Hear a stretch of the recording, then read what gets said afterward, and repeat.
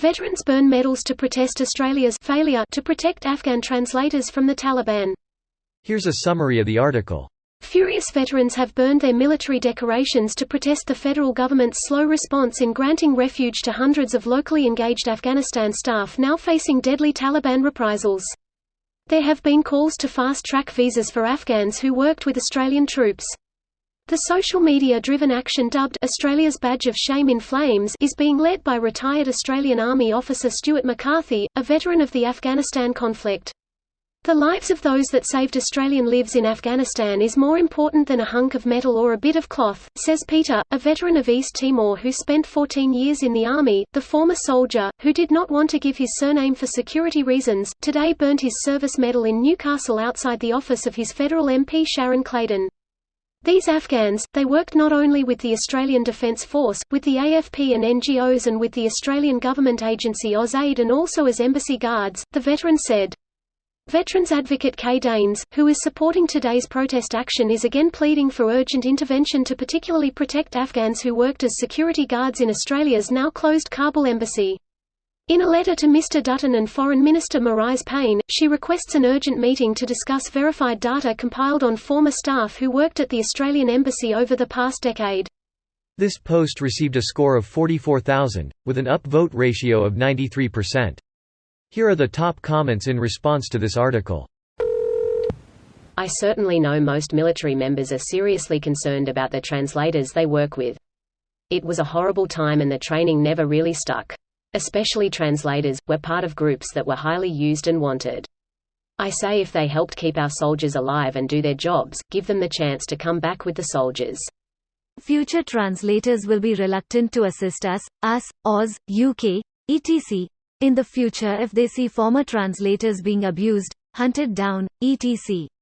Right? These translators are risking their lives. After what Trump did to the Kurds, no one should trust the United States ever again. We have failed to live up to the principles and ideals we supposedly were founded on so many times. It's fucked. There's a reason why conservative patriots are trying so hard to legislate the teaching of our history. It's embarrassing, and if kids learn about what hypocrites we have been since our founding, they might just agitate for change. And the vested interests and business classes just can't have that. The Kurds are so used to being betrayed that they have a saying in their culture that is related to the trend: no friends but the mountains. And I might add that they do not include the Appalachian, Rocky or Sierra Nevada mountains, I bet, in their list of friends. Given that those mountain rangers have made absolutely zero effort to get off their asses and go introduce themselves to the Kurds, why should the Kurds be friends with them? You wrong, Doe. LMAO. What are the odds? That's great. 50-50, it either happens or it doesn't. Why is this tagged US internal news?